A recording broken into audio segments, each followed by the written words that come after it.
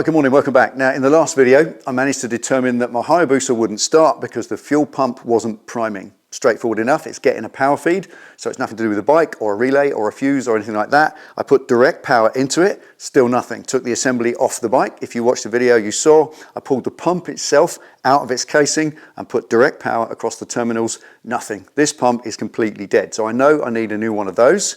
Also, having stripped down this assembly, I know that there are various consumable parts in there as well, little screens, filters, O-rings and all sorts. So at the end of the video, the best thing to do, I left it all stripped down and went off and did some shopping. And the first thing I got was a shock on the prices. Oh my goodness. Now I know fuel pump stuff does cost quite a lot of money. There are no cheap options. Normally, I would have expected this to cost about 50 to 100 pounds for internal parts and I'd be happy to rebuild the lot. But this little screen, this little pleated filter there, just that, 120 pounds. The tiny little filter screen in the back of the fuel pressure regulator there, it's as big as a peanut. That, 30 pounds. And the pump itself, 390 odd pounds. And this insulator that lives inside the housing with a screen at the bottom, that's not available. Can't get them. It's just no, you can't have one. There are none left and they don't make them anymore. So all of that, just to rebuild as best I can, accepting that part would have to stay there, is 520 pounds to rebuild all of that. Absolutely insane. So I tried a different route. And that was to see if I could get the whole assembly, new old stock, bolt it straight on, like a separate pump. And that's because once upon a time, that's all that was available. You can buy these internal parts now, they are available, but once upon a time they weren't. All that was available was an entire pump and they were about 500 odd pounds. So I went shopping to see if new old stock, I could get one for about 500 pounds, the same price as the internals. And then I got another shock. And that is that yes, you can buy them, new old stock, they're still available to bolt straight on, but 725 pounds.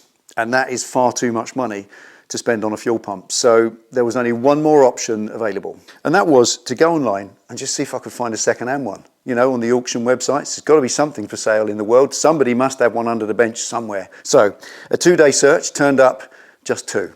One was all the way over in Japan. I wasn't going to get that this side of Christmas, but the other one, well, it was just a few miles away. And here it is. It's absolutely immaculate. The guy was quite reasonable. He only wanted 120 pounds for it, which is the same price as just this little filter, would you believe? So that's a bargain, and most of all, it works. So let's bolt it on the bike, plug it in, juice it up, and see if the bike starts.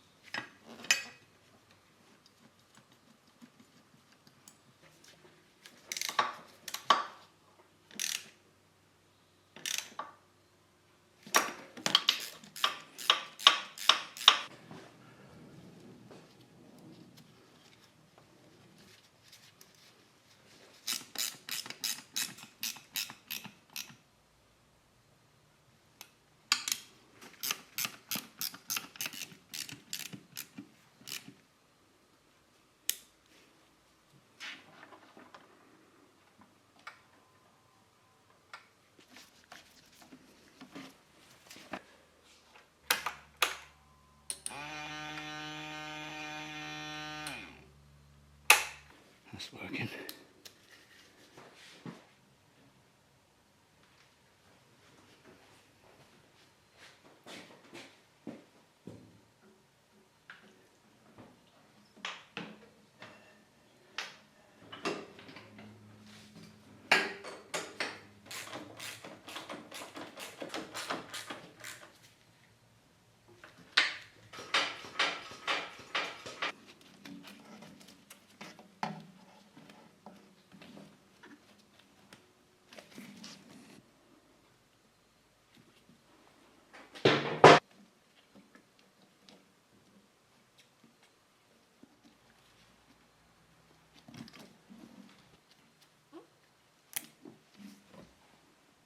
Right, quick one. If you're going to do this yourself with your Hayabusa, if you take tank off and you put it back on, you've got 2 fuel hoses to reconnect.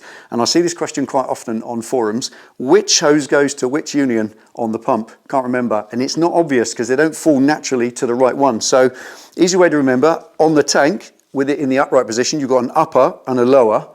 And on the pump itself, the 2 unions are arranged upper and lower. So it's upper to upper, lower to lower. That's the way around they go. And if you're not sure, before you take it off, quite obviously, take your phone, snap a picture of it, then you've got that to refer to when you put it back on.